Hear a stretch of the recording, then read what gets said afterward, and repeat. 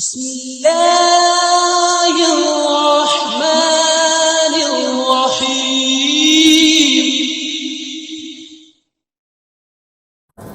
السلام عليكم ورحمة الله تعالى وبركاته.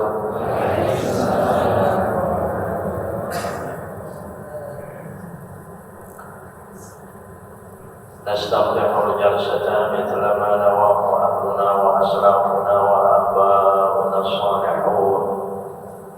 الله يدخل نياتنا في نياتهم وأعمالنا في أعمالهم ومقاصدنا في مقاصدهم. الفاتحة إلى حضرة النبي محمد صلى الله عليه وسلم وعلى آله وأصحابه وأزواجه وذرياته وأهل بيته أجمعين. الفاتحة بنياتنا الصالحة أن الله الكريم يفتح علينا فتوح العارفين ويفقهنا في الدين ويعلمنا التأويل ويهدينا إلى سواء السبيل ويفيض على قلوبنا ما أفاضه على قلوب عباده الصالحين. أن الله الكريم ييسر لنا اليسرى ويجنبنا العسرى ويوفقنا لما يحب ويرضى. أن الله تبارك وتعالى يشفينا من كل أمراض شفاء كاملا. وعلى كل نياتنا الصالحة الفاتحة. أعوذ بالله من الشيطان الرجيم. بسم الله الرحمن الرحيم. الحمد لله رب العالمين الرحمن الرحيم مالك يوم الدين. إياك نعبد وإياك نستعين. اهدنا الصراط المستقيم صراط الذين أنعمت عليهم غير المغضوب عليهم ولا الضالين. آمين. Terlebih dahulu kita bersolawat kepada Nabi Sallallahu Alaihi Wasallam, berdoa tawassul Nabi Sallallahu Alaihi Wasallam. Allahumma shalli wa sallim wa barik alaihi wa ala alihi wa sahbihi. Maulaya shalli wa sallim daiman abada ala habibika khairil khalqi kullihim. Rabbi bil Mustafa maqasidana waghfir lana ma madaya wasi'a. Muhammadun ashraful a'rabi wal ajami. Muhammadun khairu man yamshi ala qadami. Ya Rabbi il Mustafa balligh maqasidana waghfir lana ya wasi'al karami. Muhammadun tajur ruslillahi khatibatan. Muhammadun sadiqul aqwali wal kalimi. Ya Rabbi bil Mustafa balligh maqasidana waghfir lana ya wasi'al. Muhammadun hakimun bil adli dhu syarafin. Muhammadun ma'dinul in'ami wal hikami. Ya Rabbi bil Mustafa balligh maqasidana waghfir lana ma madaya wasi'al. Muhammadun dhikruhu rawhun li anfusina.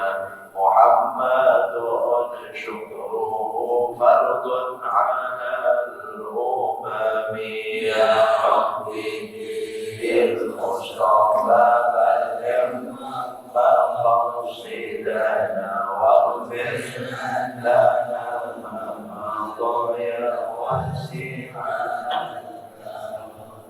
محمد يوم بعث الناس شافعنا محمد نوره الهادي من الظلم يا ربي المصطفى بلغ مقاصدنا واغفر لنا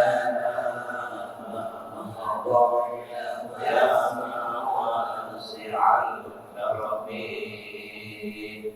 اللهم صل وسلم وبارك عليه وعلى آله وصحبه. بسم الله الرحمن الرحيم. الحمد لله رب العالمين الذي أرشدنا إلى كل طاعته وامتثال أوامره والذي نهانا وزجرنا عن كل معصيته وكفره. أشهد أن لا إله إلا الله وحده لا شريك له إقرارا بربوبيته وبوحدانيته، وأشهد أن حبيبنا ونبينا محمدا عبده ورسوله اعترافا برسالته وبنبوته. اللهم صل وسلم وبارك على حبيبنا ونبينا محمد وعلى آله وأصحابه المهتدين إلى سبيله. سبحانك لا علم لنا إلا ما علمتنا إنك أنت العليم الحكيم. فعلمنا علوما نافعة في الدين والدنيا والآخرة. أما بعد. Hadirin hadirat bapak-bapak, ibu-ibu, saudara-saudara sekalian, para jamaah Masjid Al-Ihsan, jamaah salat subuh wa ta'lim. Wabil khusus segenap takmir dan pengurus Masjid Al-Ihsan, para alim ulama, para asatidzah, tokoh masyarakat dan sepuh masyarakat sekitarnya, wabil khusus yang ikut hadir bersama-sama, bapak-bapak, ibu-ibu, kaum muslimin dan muslimat rahimakumullah, seluruhnya yang hadir pada pagi hari ini di tempat yang mulia ini. InsyaAllah kita semua hamba-hamba Allah yang senantiasa dirahmati, diridhai, dimuliakan oleh Allah Subhanahu wa ta'ala. Amin. Allahumma amin. Kita bersyukur kepada Allah dengan segala hidayah-hidayahnya, rahmat-rahmatnya. Pagi hari ini istiqamah utama kita di setiap ahad pada subuh ini kita dapat mengamalkan utama kita dengan majelis zikir, majelis shalawat, majelis ilmu, suatu majelis, suatu tempat yang sangat dicintai oleh Allah Subhanahu wa ta'ala. Kita semua menjadi hamba-hamba istimewa di hadapannya karena kita semua hadir di majelis seperti ini. Bahkan bapak-bapak, ibu, saudara sekalian, dalam mukadimah saya pagi hari ini hanya teringat betapa berapa lama kita harus bisa melakukan sholat 1000 rakaat. Kita melakukan sholat 1000 rakaat itu kira-kira berapa jam? Coba hitung-hitungan. Kalau seperti sholat tarawih yang 23 itu yang agak cepat itu. Agak cepat itu sholatnya. Kalau kita di sini kan santai, enak, nikmat itu sholatnya sekalipun tidak 23 di masjid ini karena Ramadan. Tapi ada lagi masjid mushola yang 23 dengan witir itu kira-kira 40 menit. Kalau mau ada yang bagus ya.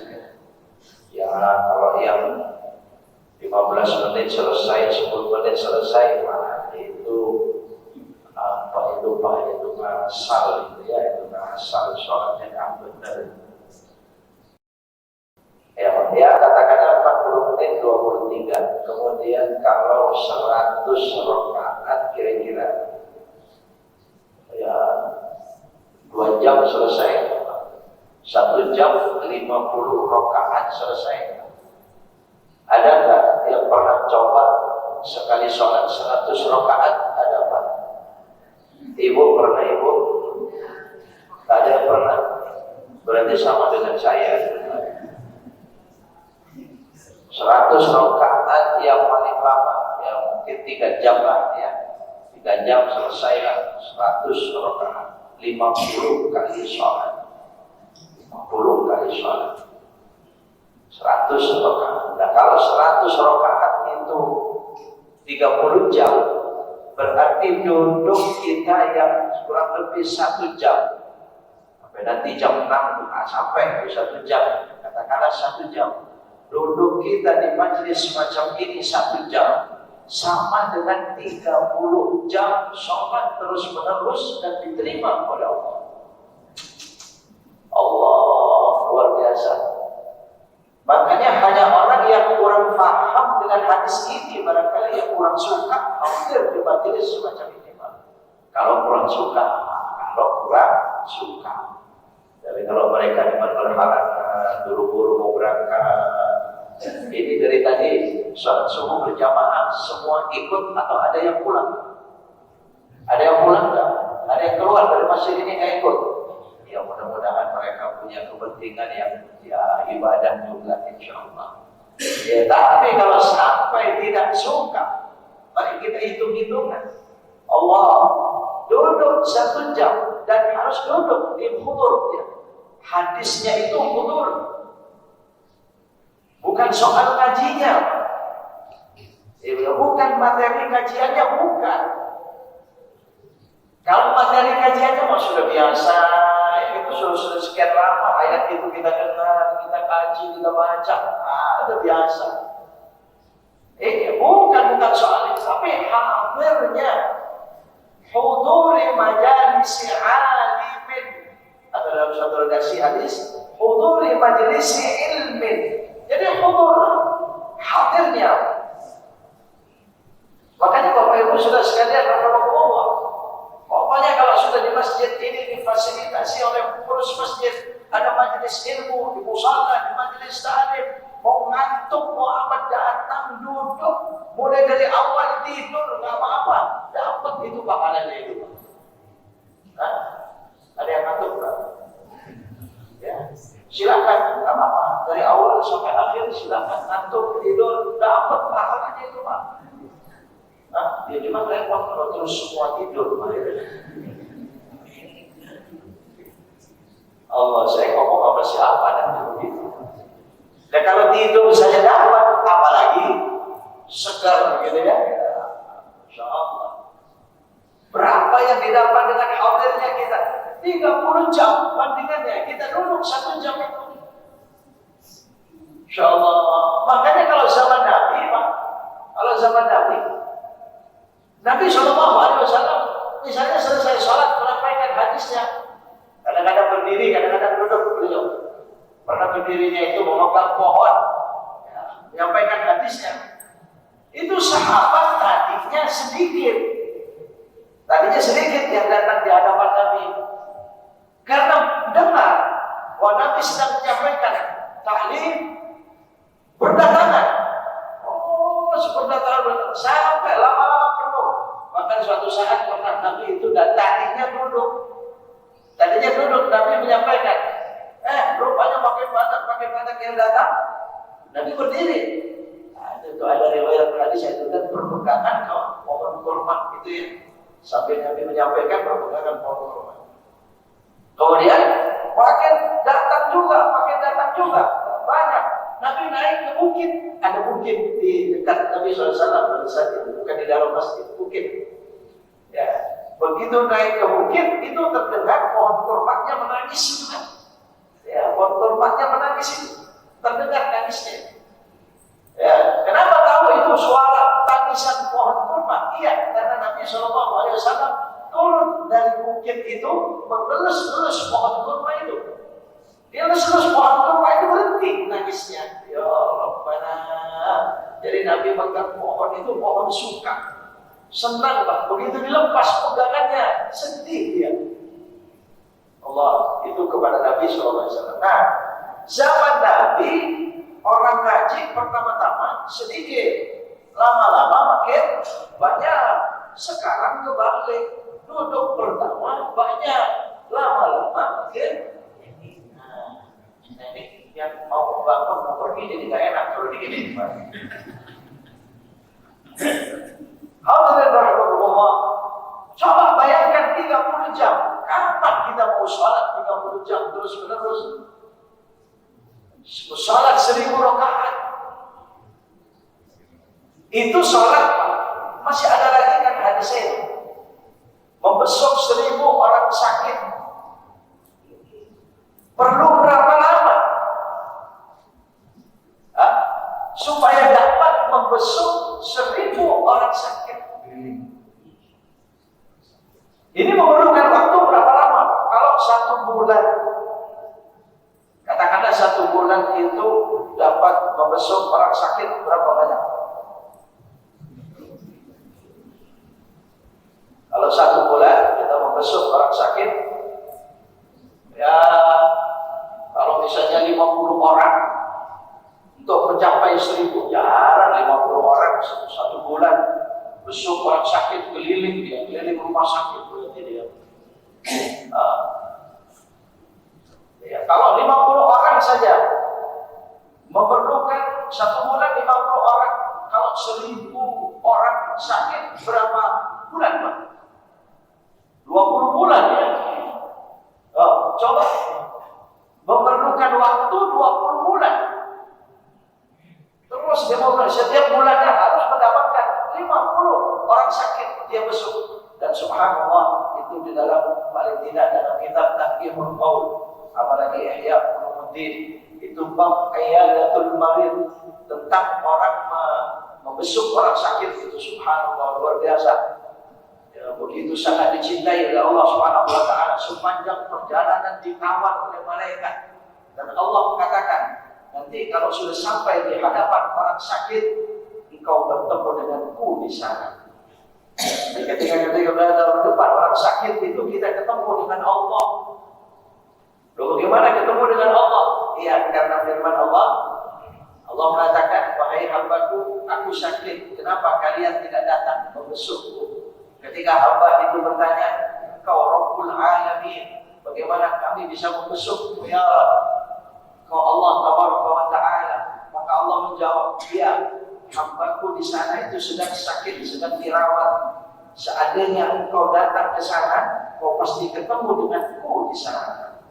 Masya Allah, ini orang membesuk. Kalau sampai dapat 1000 orang, kalau setiap bulannya 50 orang, itu tidak 20 bulan. Susah untuk dapat 10 orang aja sebulan, susah. Dan ya memang, ya kalau lihat kesehatan, jangan banyak-banyak orang sakit ya. Gak banyak besuk kita gak apa-apa. Cuma ini berbicara soal pahalanya. Soal pahalanya, saking dicintai oleh Allah Subhanahu wa taala. Berarti duduknya kita ini 1 jam itu 20 bulan. Duduknya kita ini 30 bulan, bayangkan. Jadi bagus seperti apa? Dicintai seperti apa oleh Allah Subhanahu wa taala. Duduk 1 jam di majelis taklim. Allah ya. Itu orang sakit. Sekarang jenazah. Hadisnya begitu, 1000 jenazah. Ya, kasyuhudi alfi janazatin. Kalau tadi qiyadati alfi maridin. Ya. Berapa lama waktunya kita bisa mengiringi sholat jenazah sampai ke kubur? Sholat jenazah dan sampai kubur. Berapa lama, Pak? Kalau supaya dapat 1000 jenazah? Ya, kalau meninggalnya kompak, ya iya. Alhamdulillah, mudah-mudahan itu selamatkan Allah. Ya Allah, itu ya terjadi gempa atau apa ya gampang Pak. Iya, tetapi Allah ini soal pahala. Tapi Sallallahu Alaihi Wasallam pernah bersabda, siapa orang yang sholat di jenazah kemudian ikut sampai kubur, kalau cuma sholatnya saja itu seperti Jabal Uhud, satu gunung. Kalau sampai ngantar ke kubur 2. Kalau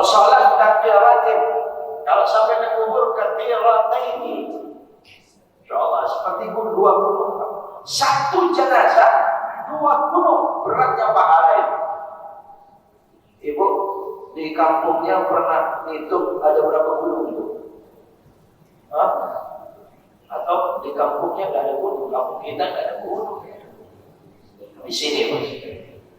Lihat, ya ngapain menghitung gunung ya? Ya, nah ini pahalanya semacam itu. Hadirin rahimakumullah. Jadi kalau satu bulan memerlukan berapa lama kita duduk 1 jam, sama seperti sholat jenazah dan mengantarkan ke kubur 1000 jenazah. Maka hadirin rahimakumullah, sejak pada saat Nabi SAW bersabda menyampaikan hadis ini, sahabat Nabi bertanya, Aminal Quran ya Rasulullah, apakah dengan membaca Al-Quran ya Rasulullah? Karena para sahabat itu tahu membaca Al-Quran luar biasa pahalanya. 1 huruf bukan cuma 1 ayat, 1 huruf bisa 10 pahala, bahkan bisa lebih, tergantung situasi dia baca di mana, ada wudhu atau tidak, di masjid atau bukan, sedang sholat atau tidak, Masjidil Haram, Masjidil Nabawi, beda semua. Bahkan di sana 1 huruf bagaikan 100.000 huruf, 1 ayat bagaikan 100.000 ayat. Dan sahabat pada saat itu bertanya di sana. Mereka bertanya di sana. Mereka tahu membaca Al-Quran itu berapa besar di sana itu pahalanya. Akhirnya mereka bertanya. Nah, duduknya majelis ilmu kita cuma dengerin. Ya, mendengarkan mengikuti ta'lim itu. Ditanya oleh sahabat, Aminal Quran ya Rasulullah, bagaimana dengan membaca Al-Quran? Itu besar mana pahalanya? Jawaban Nabi SAW, halil Quran, hal yadfa'ul Quran illa bil ilm. Tidak akan bermanfaat baca Al-Quran itu kecuali dengan ilmu. Jadi lebih derajatnya lebih ilmu. Derajatnya lebih ilmu, jawaban Nabi SAW. Ya. Padahal baca Quran sudah sebesar itu. Oleh karena, masalah sekalian, ya kalau pengajian begini atau di mana, itu jangan terus buka Al-Quran dipojokkan, baca Al-Quran. Tidak mengikuti taklim. Oh enggak, itu derajatnya lebih baik duduk dengerin. Lebih tinggi itu derajatnya daripada baca Al-Quran. Ya, saya teringat pernah ada suatu pertanyaan. Ada seorang ustaz balik ceramah, begitu ceramah itu banyak yang baca Quran, tahu itu Ramadan, Qiyamul Lail Ramadan 10 akhir Ramadan itu. Nah, begitu mereka baca Quran, begitu kan? Banyak baca Quran, itu menunggu Qiyamul Lail. Rupanya sebelum Qiyamul Lail itu ada tahlil terlebih dahulu 30 menit, berapa itu pengantar daripada Qiyamul Lail. Kemudian mubalik ini dan ini mengatakan orang yang baca Quran itu suruh stop semuanya. Stop. Yang baca Al-Quran, tolong tutup dulu Al-Qurannya, selesaikan dulu baca Qurannya. Mari kita ikuti majelis ilmu terlebih dahulu. Ya itu banyak orang yang tidak nurut dengan perintah Ustaz itu. Mereka masih merasa itu mungkin baca Quran atau mungkin memang peristiwanya itu malam 29, 5 malam terakhir. Mungkin di antara mereka itu ada yang menghatamkan Quran gitu kan, dan ada waktu lagi Pak. Ya wajar mereka itu ingin hatam Qurannya Pak. Tapi tidak. Sebenarnya kalau kembali kepada hadis ini, lebih baik Qurannya tutup mengikuti ta'lim, derajatnya lebih tinggi daripada hatam Qurannya di malam itu. Hatam Quran diberikan oleh Allah Subhanahu wa Ta'ala. Iya. Jadi rupanya kiai ini paham ya, yang beliau ini tentunya hadis ini. Ya, jadi kalau buka, kan kadang-kadang buka HP dan dibaca Al-Quran, sedang majelis ta'lim semacam ini, jangan buka HP baca Al-Quran. Ya sekarang kalau buka HP baca Quran saja nggak boleh, apalagi TikTok. Masa pengajian buka HP-nya buka TikTok. Ini nggak ada ya, kalau itu nggak ada, Masya Allah. Iya. Ada lagi,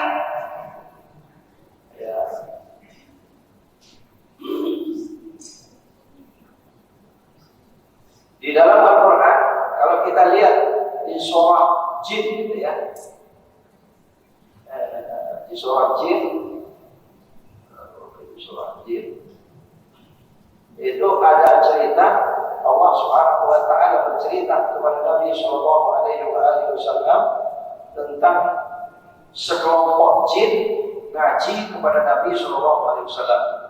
Ya, wa idh sarrafna ilaika nafaran minal jin.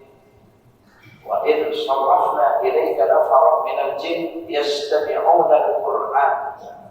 Falamma hadaruhu qalu ansitu. Dari ayatnya, panjang itu ayatnya. Sekelompok jin ngaji kepada Nabi. Jamaah, berarti jamaah apa itu? Jamaah jin. Ya, Allah alam barakatnya di sini mungkin ada. Bisa jadi ada jin ngaji. Ya, karena mereka melihat kita, kita tidak melihat mereka. Karena jin itu ada mukmin, ada muslim, sempat ngaji ada. Coba periksa di samping yang ada jin. Iya, jangan dulu. Banyak tapi ente jin ya. Tapi yang dimaksud dalam cerita ayat ini, sekelompok jin ngaji kepada Nabi. Kemudian rupanya di tengah-tengah haji itu, jin ini di antara jin itu ngobrol. Maka dikatakan oleh jin yang lain, yang alim ini dikatakan, "Qalu ansitu, diam, dengarkan." Lah coba perhatiannya sampai ayat Allah yang menceritakan itu, kata yang mungkin orang nggak mengerti tahu peristiwa jin. Allah bercerita pada Nabi Shallallahu Alaihi Wasallam. Allah, alhamdulillah. Ya, jadi kaum jin dengan perhatian terhadap pengajian itu semacam itu. Makanya kalau ada orang ngaji ngobrol berarti dia kaum ada yang ngobrol. Kaum jin. Ini Pak, ya Allah, ya Rabb.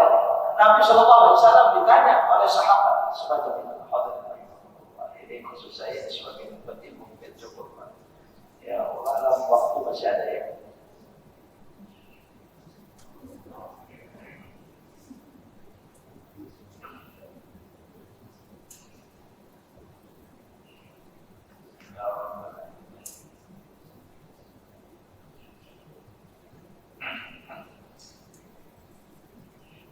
Mari kita melanjutkan pagi ini dengan kajian fikihnya. InsyaAllah.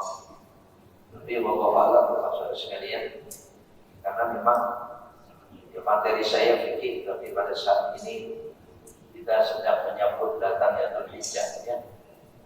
Datangnya Dzulhijjah. Kita sangat bersyukur kepada Allah Subhanahu wa taala dengan syariat-syariat dalam agama kita. Yang dari bulan ke bulan itu ada bimbingan Allah, ada hidayah Allah, agar kita sampai kepada waktu-waktu mulia, hari-hari mulia, ketemu dengan keutamaan, keberkahan yang tinggi, yang besar. Sangat bersyukur kepada Allah Subhanahu wa taala. Ini Ramadan pergi, sebentar lagi kita masuk Dzulhijjah.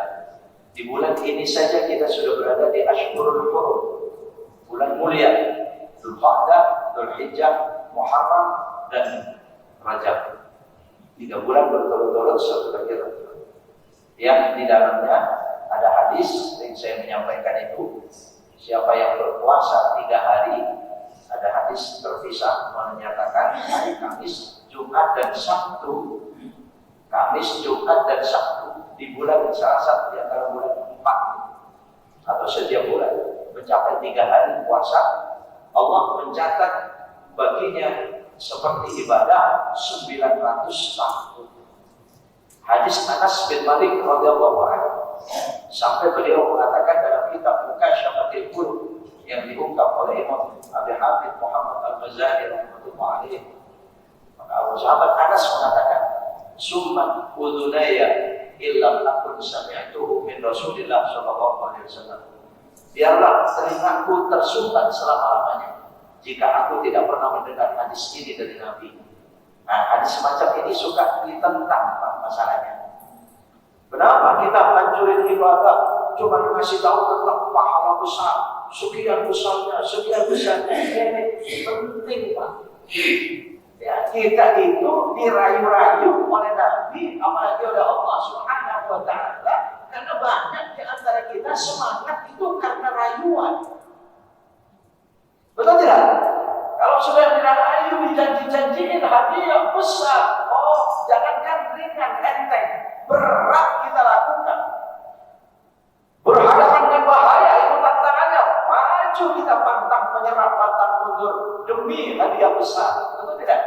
Itu sifat kita, itu perangai kita. Allah. Makanya saya menjadi aneh juga kalau ada orang menentang macam hadis-hadis semacam ini. Berapa banyak ayat Quran itu juga demikian.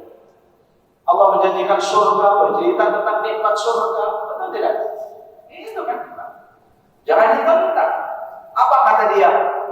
Kalau ada ustaz menyampaikan, mengajarkan puasa, mengajarkan ibadah, mengajarkan sholat, menjelaskan tentang pahalanya yang tinggi, nanti itu akan menyebabkan orang yang beribadah itu tidak ikhlas, hanya semata-mata berharap pahalanya saja, bukan karena Allah. Oh begitu tidak. Tidak, kalau kita demi pahala, yang bisa memberi pahala siapa? Allah. Nggak ada pahala dari orang lain, dari yang lain. Ya berarti karena Allah. Boleh silakan saja dan coba kalau janji itu diberikan beneran, kan beruntung kita orang yang yakin. Coba kalau itu betul adanya kemudian nggak yakin, nggak dikasih Allah. Kenapa mempermasalahkan demikian? Hadirin rahimahullah ya. Nah, ya jadi puasa 3 hari. Nah besok di bulan Dzulhijjah, kalau seandainya mungkin lebaran hari Senin barangkali, wallahu sekitar itu ya, bisa Senin, bisa Ahad, ya kita hari Sabtu besok, Jumat malam Sabtu itu isbat ulama, oke, ya, negara kita, dan itu bisa jadi malam tanggal 1 Dzulhijjah. Malam hari minggu depan itu sudah tanggal 2 Dzulhijjah, kurang lebih itu. Nah, sehingga kalau seandainya lebaran hari Ahad, hari Senin, itu puasa dari Kamis, Masya Allah, itu pas itu. Atau mungkin lebaran hari Ahad, Idul Adha itu hari Ahad, ya kita dari Kamis, Jumat, Sabtu, Arafah. Saya belum tahu infonya Arafah di Makkah itu nanti kapan, mungkin belum penentuannya karena belum tanggal 1 Dzulhijjah. Ya. Jadi kalau hari Ahad itu Arafah misalnya, ya sudah dari Kamis sambung. Karena orang puasa Arafah dianjurkan jangan hanya di Arafah, jangan tanggal 9 saja, tapi tanggal 8. Dari tanggal hari Tarwiyah dengan sejarahnya itu. Kemudian kalau bisa 3 hari dari tanggal 7. Kenapa? Itu tadi hadisnya supaya mencapai 3 hari. Jadi kita mengamalkan hadis di atas hadis. Masya Allah. Kalau lanjut dari Kamis, wah itu berapa banyak hari Kamis, sudah hari Kamisnya. Kemudian lanjut 3 harinya itu hadis 900 tahun tadi, kemudian tambah lagi Arafahnya. Insya Allah Pak. Ya, mari kita niatkan, mudah-mudahan sehat semuanya. Amin. Amin. Ini tawaran Nabi SAW, mau atau tidak? Nah itu Pak. Kemudian ya termasuk ada yang bertanya juga, bagaimana kalau puasa dari awal Dzulhijjah, tanggal 1 sudah puasa. Ini pun ada yang menjelaskan, jangan. Saya kaget juga, saya kenapa? Gak boleh puasa dari tanggal 1. Biasanya kalau sudah melarang semacam itu dalilnya ada lagi cuma 3. Tidak ada hadisnya, tidak dicontohkan oleh Nabi, tidak ada perintahnya. Bahasanya cuma 3 itu. Kenapa gak boleh? Tidak ada perintahnya, tidak ada hadisnya, tidak ada contohnya. Padahal coba, bagaimana tidak ada hadis Pak? Ya, satu, selagi puasa itu yang tidak dilarang ya. Kalau dilarang seperti tasyrik, ya jangan. Itu ada larangannya jelas. Karena ada larangan. Ini tidak ada larangannya kan. Puasa dari tanggal 1 Dzulhijjah itu, awal Dzulhijjah, bahkan ada dalil ayat Quran dan hadis Nabi. Wow, coba ya. Apa? Hadis Nabinya. Nabi bersabda, "Ma min ayyamin al-amalu shalih fihinna ahabbu ila Allah Ta'ala min ashril awail min Dzulhijjah." Kama qala Rasulullah SAW, tidak ada dari hari-hari yang amal saleh di dalamnya lebih dicintai oleh Allah Subhanahu wa Ta'ala dibanding amal saleh di awal Dzulhijjah, 10 awal Dzulhijjah. Nah sekarang puasa itu kan amal soleh. Ya sudah, kenapa mesti dilarang? Hadisnya Nabi sudah semacam itu. Amal apa saja di awal Dzulhijjah itu, masya Allah, paling dicintai Allah. Diperkuat oleh ayat Allah Subhanahu Wa Taala. Wal fajri wa layalin ashr. Ini malam-malamnya. Demi fajar, fajar di hari Idul Adha. Wa layalin ashr, ashr awal Dzulhijjah, dan malam-malam 10 dari awal Dzulhijjah. Ya silakan Pak. Jadi itu tidak dilarang. Kadang-kadang dia perbedaan pendapat masalahnya, ya silakan saja berpendapat ya. Ya, tapi mari kita cari keyakinan yang mana dan jangan merasa melakukannya itu salah. Jangan itu yang terjadi. Kalau ragu-ragu yang ketika usah, karena kita tidak boleh. Ya, kalau saya tidak ragu-ragu dengan hadis Nabi jelas, tadi itu sahih. Aisyah radhiyallahu anha yang meriwayatkan dalam kitab Kasyafatul Qulub, hadirin rahimakumullah, itu tentang Dzulhijjah. Kemudian kita menghadapi Dzulhijjah itu luar biasa. Kalau di Idul Fitri didahului puasa, Dzulhijjah bisa didahului puasa. Idul Adha bisa didahului puasa. Kalau di Idul Fitri didahului dengan banyak mengeluarkan rezeki, mengeluarkan duit, ya mungkin zakat malnya, mungkin zakat fitrahnya, mungkin belum biaya-biaya Ramadannya yang keluar sekian besarnya, itu Idul Fitri tidak boleh mengeluarkan sekian banyak rezeki kita, ya, harta kita. Nah, Idul Adha juga demikian, didahului oleh mengeluarkan sebagian rezeki kita, kurban kalau kita di sini. Ya, haji kalau kita orang yang berangkat haji, berapa besar itu biaya yang dikeluarkan itu. Jangan merasa kebesaran Bapak Ibu Saudara sekalian. Berapapun biaya kurban, jangan merasa kebanyakan, kebesaran, kemahalan. Sebenarnya dilarang itu. Merasa begitu, coba bayangkan orang belanja hewan kurban saja sebenarnya dilarang, nawar. Ya, nawar itu dilarang. Wah, ini kalau ada pedagang kambing, pedagang sapi senang ini Pak dibahas begini. Hah? Ya, cuma demikian juga pedagangnya jangan kesempatan memberikan harga setinggi-tingginya, cari untung sebesar-besarnya hanya seminggu. Nggak boleh. Karena orang jual sapi kurban, itu ada kurbannya Pak, bukan sapi di pasar itu. Yang setiap saat untuk jaga itu ya silakan saja. Tawar-menawar seperti apa, tapi kalau ini sapi kurban, kambing kurban, betul tidak? Ya sekalipun orang bukan kurban boleh saja berbelanja. Tapi kalau namanya sudah dijual menjelang Idul Adha itu sudah hampir seluruhnya itu sapi kambing kurban, betul tidak? Jadi ada kurban. Kurban itu artinya mendekatkan diri kepada Allah. Kurban. Jadi bisnisnya itu bisnis ibadah. Makanya mestinya yang paling didepankan itu unsur ibadahnya, bukan unsur bisnisnya. Boleh nggak dibahas begini, Pak? Boleh nggak dibahas begini? Ya, kadang-kadang saya membahas itu di mana-mana suka merasa berhadapan dengan arus. Namanya melawan arus kan berat. Ya tapi ini harus disampaikan, betul. Iya, jadi akhirnya mereka, pedagangnya mereka, pembelinya mereka, ya Allah, jangan untung juga, jangan rugi, jual hewan kurban jangan. Silakan dapat untung, tapi jangan kesempitan, kesempatan. Jangan kesempatan.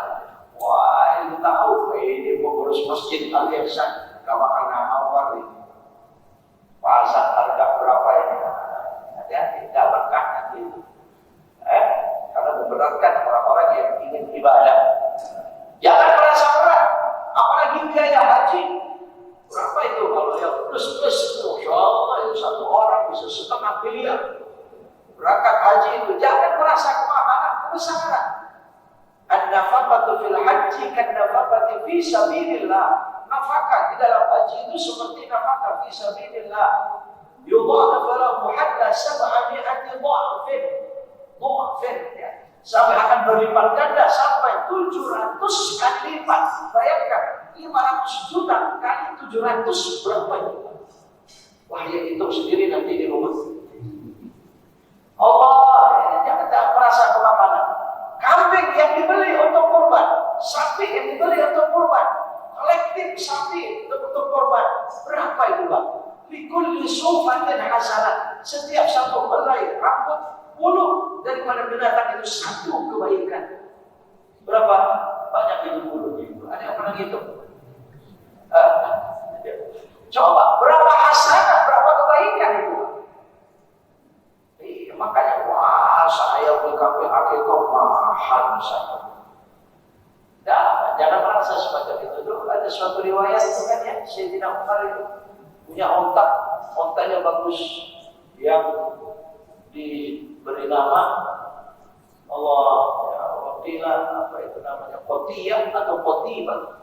Itu adalah nama onta itu macam-macam. Jadi ontanya Sayyidina Umar itu bagus, mahal. Bahkan seandainya dijual, dibelikan onta biasa, itu 30. Akhirnya Sayyidina Umar bilang kepada Nabi, ya Rasulullah, saya punya onta bagus, mahal ya Rasulullah. Kalau seandainya saya jual beli onta yang lain, bisa dapat 30 ekor onta ya Rasulullah. Apakah saya jual saja kemudian saya belikan 30 ekor onta? Apa onta saya yang saya korbankan? Tetap ada Nabi SAW tapi yang korbankan itu. Jadi kalau saudara sekalian, makanya kenapa yang dinilai itu ketakwaannya kepada Allah Subhanahu wa Ta'ala, bukan banyak-banyakan daging, bukan gemuk-gemukan. Ya, ada gemuk tidak mahal, betul tidak? Ada tidak begitu gemuk tapi mahal. Begini Pak. Kalau takwa kepada Allah, pasti sekalipun mahal itu dilakukan. Kemudian bawa berapa harga kolektif berapa di sini Pak? 3.500.000 di tempat-tempat lain berapa di sini? Ya, itu salah ya. 3.500.000 setiap satu rambut satu kebaikan. Ya, kemudian dijanjikan pula oleh Allah Subhanahu wa Ta'ala sebagai kendaraan kita yang pasti menyenangkan kita. Orang-orang lain sedih, kita tidak.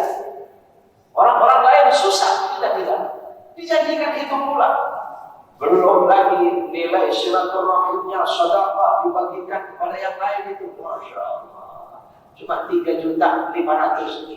Dan kalau kembali kepada ayat Allah Subhanahu wa Ta'ala, sudah turun Pak, itu belum? Sudah terbit matahari? Belum sedikit lagi ya. Dan kalau kembali kepada ayat Allah, berapapun besarnya duit, harta yang masih berada di tangan kita, itu yanfad. Ma indakum yanfad. Apa yang ada pada tanganmu, di tanganmu, itu yanfad. Ya. Coba 3.500.000 kalau dibelanjakan berapa lama ini? Habis. Ya, 3.500.000 paling berapa menit habis itu belanja. Bahkan kadang-kadang buat DP aja nggak cukup. Coba 3.500.000 dijadikan kurban. Wa ma indallahi kita sudah menjadikannya itu menjadi milik kita di sisi Allah Subhanahu wa Ta'ala. Maka Allah katakan batin, kekal abadi selama-lamanya menjadi milik kita. Allah, semoga Allah buka pintu rezeki kita luas-luas, bisa rezeki bagi kita ya, kurban, kita bisa membela agama Allah. Hadirin Allah. Bahkan teringat suatu riwayat, ada pertanyaan Nabi kepada sahabat, ini aneh. Saya sering menyampaikan, saya pernah kalau tidak salah di masjid ini menyampaikan Jumat pada saat itu, tapi sudah cukup lama. Ya. Nabi pernah bertanya dengan pertanyaan yang aneh. Kemudian sahabat ini terkecoh. Sahabat ini, ya katakanlah, tidak nyampe kepada pemikiran Nabi. Padahal sahabat-sahabat ini pandai, cerdas. Nabi bertanya begini, ayyukum malukum ahabbu ilaihi min mali warithukum. Kama qala Nabi, ayyukum amwalukum ahabbu ilaihi min mali warithikum. Siapa di antara kalian, kata Nabi, yang lebih menyukai hartanya sendiri dibanding harta ahli warisnya, harta orang lain. Spontan terbelalak ini para sahabat itu. Nabi bersabda begitu bagaimana? Mereka menjawab, ya Rasulullah, ma minna min ahadin illa ahabba amwalahu min mali amwalihi. Tidak ada di antara kita ya Rasulullah kecuali pasti lebih menyukai hartanya sendiri dibanding harta orang lain. Kan benar ini jawaban sahabat. Masa lebih suka harta orang? Nggak mungkin, harta sendiri yang lebih disukai tentu ya Pak. Walaupun itu harta ahli waris. Ketika sahabat menjawab semacam itu, Nabi mengingatkan, "I'lamu ma taqulun, i'lamu ma taqulun." Awas, awas. Apa yang kalian katakan itu? Hati-hati apa yang kalian katakan itu. Sahabat masih ngeyel sama Nabi. Masih menjawab lagi kepada Nabi SAW. Ma na'lamu illa dzaka ya Rasulullah. Kami tidak mengerti kecuali itu ya Rasulullah. Kami pahamnya itu ya Rasulullah. Saya rasa kalau kita Pak ditanya, sama jawabnya dengan sahabat. Hah? Coba kalau ditanya, lebih suka harta sendiri apa harta orang lain? Hah? Pasti masa iya menyukai harta orang. Ini gerobok nanti punya orang itu kan. Tapi Nabi mengingatkan begitu sampai sahabat menjawab lagi.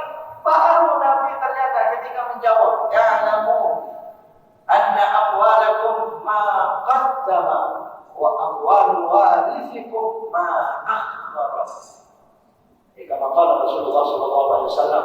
Ingat, ketahuilah bahwasanya harta kalian yang sudah kalian keluarkan, yang sudah kalian pakai, ma qaddama, yang sudah berlalu, yang sudah tidak ditangan, itu harta kalian. Mungkin kalau kita bapak-bapak saudara sekalian sebagai kepala rumah tangga setiap hari mengeluarkan belanja, itu ma qaddama, itu harta kita, itu milik kita. Makanya kalau kita ingin memiliki sebesar-besarnya, yang besar keluarnya begitu Pak. Ya, yang kita sedekahkan, yang kita bela masjid, yang kita bela pesantren, yang kita bela agama Allah, itu sebenarnya ma qaddama, itu harta kita. Sedangkan harta ahli warismu, kata Nabi, ma akhara, yang masih kalian miliki sekarang, yang masih ada. Makanya Bapak Saudara sekalian, di rekening kita seberapapun besarnya, kalau kita meninggal hari ini, kira-kira besok milik siapa? Punya siapa? Ahli waris. Tapi kenyataannya lebih senang dikeluarkan dari rekeningnya atau lebih senang ditambah rekeningnya? Ayo, jujur. Nih, gimana nih? Hah? Pasti lebih senang kita nambah rekening kalau udah ada. Kalau udah narik rekening itu ya, aduh jangan sering-sering narik kayak begini enggak. Ini apa? Kalau bukan karena iman dan takwanya kepada Allah Subhanahu wa taala, padahal yang ditarik dari rekening itu diberikan kambing, diberikan sapi, bela masjid, bela pesantren, bela agama Allah, itu menjadi harta ma qaddama. Itu yang milik kita yang asli. Ya, itu tadi coba kalau 3.500.000 dibelanjakan berapa lama habis? Kalau dijadikan dia milik Allah di hadapan Allah abadi selama-lamanya. Hadirin rahimakumullah, ya sini dalam hadis Nabi sallallahu alaihi wasallam. Ya, sekalipun tentang wailun liman lam ya'rif qadra nafsihi, itu ada kaidah begitu Pak. Ya, kita perhitungkan ini Pak. Artinya jangan boros juga. Gara-gara ngaji pagi ini begitu, keluarin rekeningnya habisin semuanya kosong. Nah, ya jangan juga, dikondisikan. Kenapa? Karena kita ini punya kondisi, betul tidak? Iya, dikondisikan. Makanya apa ayat Qur'annya yang sedang-sedang? Alladzina walladzina idza anfaqu lam yusrifu wa lam yaqturu wa kana baina dzalika qawama. Begitu kan? Orang-orang yang menafkahkan hartanya, mengeluarkan rezekinya, mereka mestinya jangan berlebihan, tetapi jangan pelit. Pelit jangan, boros jangan. Terlalu pelit jangan, terlalu boros jangan. Wa kana baina dzalika qawama. Cari di tengah-tengahnya. Ini ayat Allah. Yang penting kita nggak pelit, nggak bakhil. Insya Allah dengan ayat semacam ini, dengan hadis semacam ini, kalau ada penyakit bakhil, insya Allah sembuh. Insya Allah ya, diobati oleh Nabi Sallallahu Alaihi Wasallam, diobati oleh Allah Subhanahu Wa Taala. Insya Allah sifat kikir, sifat bakhil, ya. Karena memang setiap saat Ramadan dengan Idul Fitri dianjurkan mengeluarkan rezeki kita. Ya, Dzulhijjah dengan Idul Adha dianjurkan mengeluarkan rezeki kita. Artinya kita jangan sampai bakhil, karena bakhil itu pasti merusak, pasti merusak. Itu ya zaman mereka syaitan, itu belitikan syaitan. Insyaallah kita supaya hadir amal saleh salehah, orang beriman bertakwa kepada Allah dengan ilmu kita, mari kita amalkan. Karena kita sudah berilmu. Insya Allah taqabbal, semoga diterima oleh Allah Subhanahu wa Ta'ala. Amin. Allahumma amin. Wallahu a'lam bishawab. Mohon maaf belum sampai kepada kajian fikihnya, insyaallah mudah-mudahan mendatang. Ya, kalau tidak ada pertanyaan ya mungkin langsung saya menutupnya. Tapi kalau ada di luar kajian tidak apa-apa.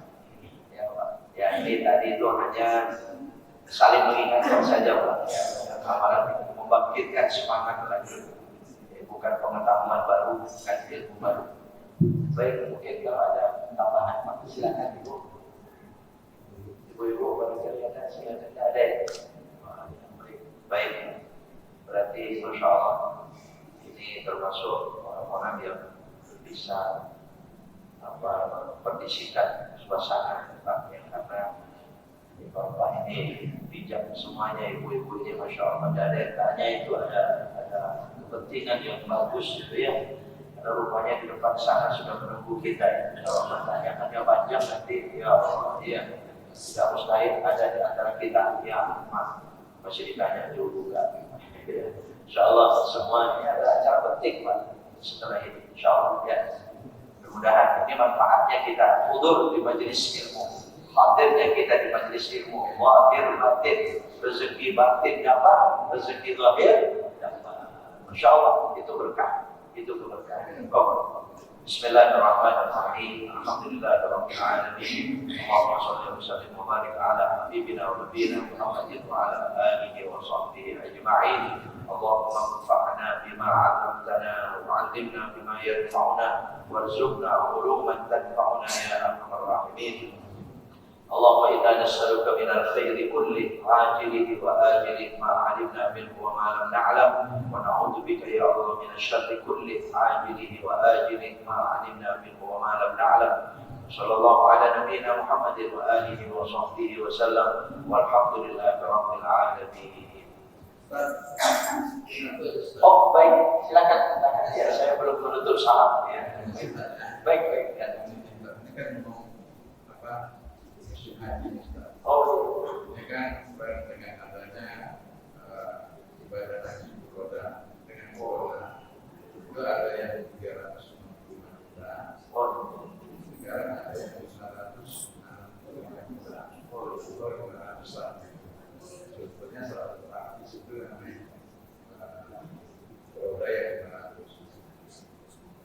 Yang bisa tanyakan bahwa seandainya orang ini mampu, apakah dia bisa memilih yang 365 atau yang 500 juta? Mana dari apanya yang harus kita pilih atau kita? Yang kedua, bagi yang orang ini sudah mulai haji, masih dia sudah pernah naik haji, tapi ini naik haji lagi. Kalau misalkan sudah umur 60-an, 15 tahun, 10 tahunan, sekarang yang kita tanyakan dari maaf ya, bukan melarang tidak naik, daripada naik haji yang 350 juta atau 5 juta, mana lebih baik yang biaya administrasinya dikasih sama orang lain untuk naik haji? Bagus. Kalau orang misalnya yang mampu naik haji, umrohkan atau hajikan, maka kita. Masya Allah, sekali. Ya, terima kasih Pak Haji, Insya Allah ya. Mengingatkan kita semuanya.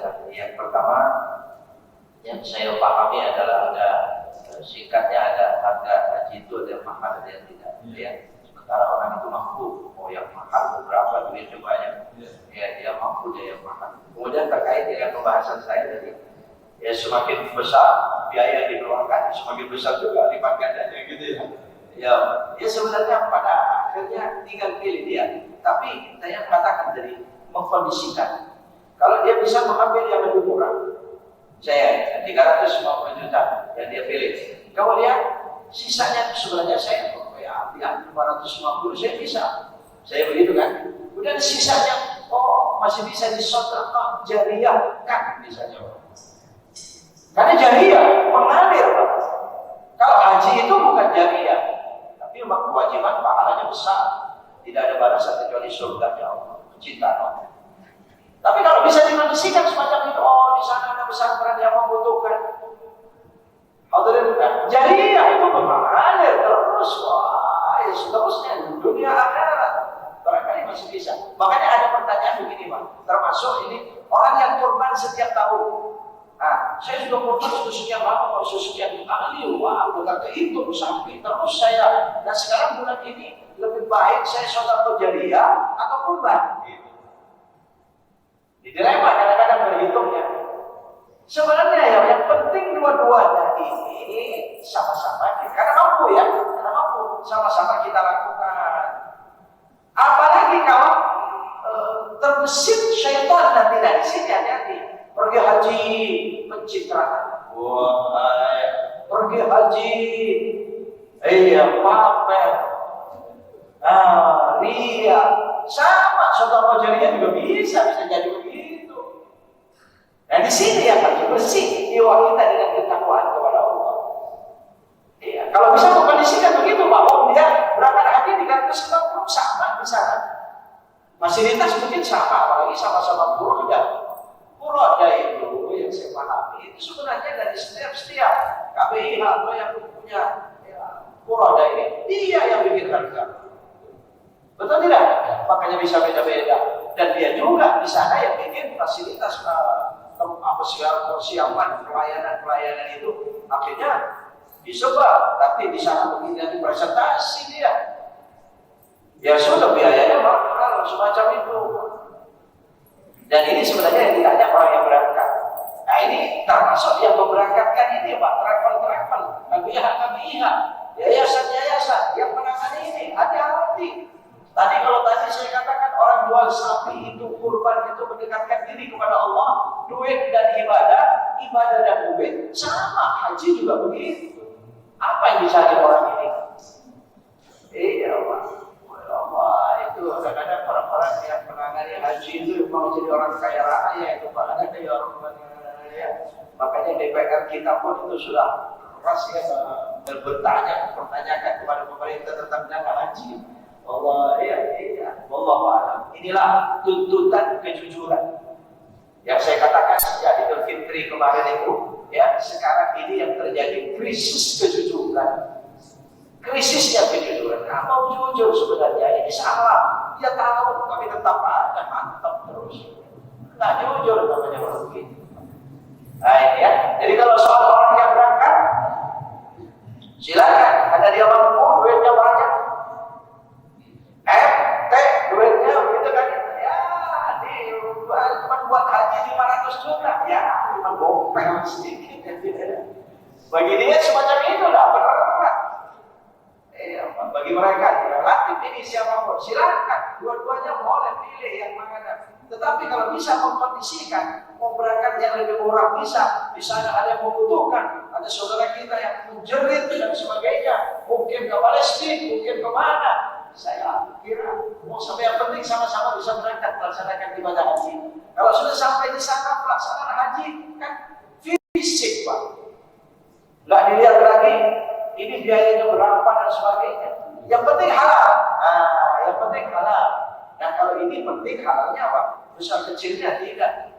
Kalau berangkat halal nanti kita membaca labbaik Allahumma labbaik, kami datang memberi panggilanmu ya Allah. Dijawab oleh Allah. Labbaik wa sa'daik, hajjuka mabrur maqbul. Itu jawaban Allah. Ya baik, saya sambut kedatanganmu, hajimu baik. Ya. Kenapa? Karena rezekinya halal itu. Hajimu diterima. Tapi kalau harta tidak halal, labbaik Allahumma labbaik. Kalau harta haram, Allah bilang la labbaik wala sa'daik. Hajjuka ma'zur ghaira mabrur. Begitu ya, hartamu tidak halal. Maka hajimu ma'zur, haji dosa. Oh, bayangkan haji dosa. Ya jangan terus pulang-pulang, jangan dipanggil haji dosa. Hajimu ghaira mabrur. Ya tidak sama. Iya. Jadi kalau menurut hemat saya ya ke situ. Nah, itu pertama ya. Dan yang kedua tadi itu sudah lupa Pak. Yang kedua ini Ustaz. Tadi kan Ustaz maaf, mereka sudah menjadi jujur. Oh iya, dialihkan kepada yang lain gitu ya. Ya baik. Kita bisa mungkin bahwa Ya baik. kalau kerja kalau 10 tahun, 15 tahun ini biasa waktu kajian terus. Iya baik. Baik. Tapi sekarang ada juga mengenai haji yang berstatus 75 tahun. Iya. Ada juga nanti umurnya paling 5 tahun. Dan sekarang ini ada lagi, kalau misalnya ada koneksi ke Malaysia, kita dengan di bawah harga yang di bawah harga yang 160 juta itu, kita bisa dari Malaysia dengan awal koneksi lah. Yang saya tanyakan saat kita ini kan sudah dengan yang lama kali ini misalnya, yang daripada kita dengan saudara lagi, lebih bagus kita kajikan saudara kita. Iya. Baik, bismillahirrahmanirrahim. Ini Ustaz. Iya baik, bismillah. Tapi kita tidak haji, jadi kita Iya, hajikan orangnya. Orang. Dia memang seandainya bertanya kepada para ahli ya soal perbedaan itu bisa jadi. Ya perbedaan satunya berpendapat haji semua amalannya berangkat akan lebih baik hajinya. Jadi begitu ya. Bisa ada pendapat begitu. Tapi bisa jadi itu perhitungan. Makanya saya bilang tadi kondisional. Tergantung ilmu kita dan maunya kita kepada Allah. Semua itu baik. Semua bagus. Kemudian menghajikan orang. Begini Pak. Orang berangkat haji seumur hidup itu wajibnya sekali. Ya, wajibnya sekali Pak. Dengan kondisi situasi yang ada, nanti kita kondisikan ya itu Pak. Memang ada hadis, kalau sampai kita 5 tahun nggak ketemu dengan Ka'bah. Ada kan itu hadis? Ada orang umroh 5 tahun nggak berangkat umroh. Ya kayak saya nih Pak, tahun 2017 waktu itu terakhir. Ya Allah, itu lebih dari 5 tahun ini Pak. Ya, itu saat kalau dia tidak mau berangkat, jangan berharap rezekinya berkah. Allah mencabut keberkahan. Makanya orang-orang yang mampu 5 tahun mesti berangkat, sebelum 5 tahun. Tetapi ini kondisionalnya di sini ada nggak yang lebih penting? Yang aslah, yang lebih maslahat. Wah ini pentingnya kaidahnya. Idza ta'aradat maslahatani, radiya a'dhamuhuma maslahatan. Kalau kita berhadapan dengan 2 maslahat, maka yang dipilih adalah yang lebih tinggi. Yang lebih tinggi maslahatnya yang mana? Itu yang dipilih. Oh haji sudah selesai sekali. Apalagi kalau dia memaksakan berangkat berulang-ulang. Kecuali dia ketua kloter, dia pembimbing, dia dokter, gitu kan? Memang diperlukan tugasnya di sana. Ya, dia tahu berangkat itu. Memang dibutuhkan di sana. Banyak itu petugas-petugas yang semacam itu Pak. Dari negara kita ini hampir setiap tahun. Yang karo misalnya dia ketua rombongan atau mungkin seperti apa sekarang itu Pak. Silakan saja diperlukan itu. Tapi kalau tidak, karena kepentingan yang semacam ini Pak, jelas coba dia sudah haji, wajibnya selesai. Sudah tahu ini sebenarnya punya dana haji, bisa dia berangkat. Ya, 100 juta bisa apalagi bisa memberangkatkan 1-2 orang yang sebenarnya dia memang masih orang belum pernah berangkat haji. Oh, saya rasa ada uji bedanya Pak. Kalau berangkat haji itu pahalanya sendiri. Tapi kalau kita berangkatin orang itu selesai kewajibannya, gugur, dapat pahala, kita yang memberangkatkan dapat. Bahkan bisa jadi dapat seperti yang dia melakukan, tidak dikurangi. Itu hadisnya. Dalla ala khairin falahu ajruha min ghairi an yanqus. Tanpa kenapa dikurangi? Iya, jadi kalau menurut dia seandainya saya mungkin ya semacam itu Pak. Ya, kecuali itu tadi Pak. Ya, apalagi situasinya seperti sekarang. Kalau orang-orang yang kaya itu kemudian ingin berangkat haji setiap tahun mereka bisa, kapan kesempatannya? Apalagi menunggunya seperti sekarang waiting listnya Pak. Iya kan? Akhirnya bikin kesempatan lagi Pak. Sekarang itu ada yang jual percepatan. Ada kan? Ada yang jual percepatan, dibisnisin lagi itu haji. Wallahu a'lam. Ya akhirnya orang mau karena bisa cepat berangkatnya. Ada semacam itu ya. Allah a'lam, silakan ya. Bisa jadi ya. Bukan berarti tidak halal gitu ya. Nah, di sini hati-hati.